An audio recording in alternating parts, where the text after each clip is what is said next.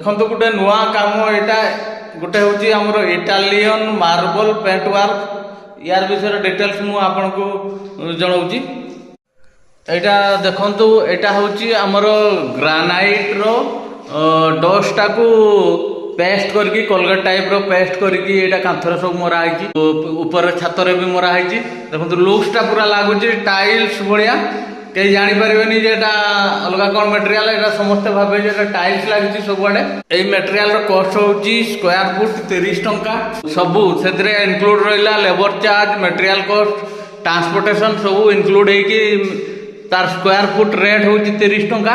उपरे दिखाई नंबर रे आपण मैंने चाहिए जोगाजोग करी यार काम करें। यही मेटेरियलटा आपण प्लास्टर पर ही लगेबे आपण कलर कि प्राइमर उपरे मेटेरियल लगी पारिबनी आउ यार उपरे आपण माने कलर करि परिबे यार उपरे कलर हे पारिबो ये कलर उपरे लगी पारिबनी तेणु सेटा टिके ध्यान देबे।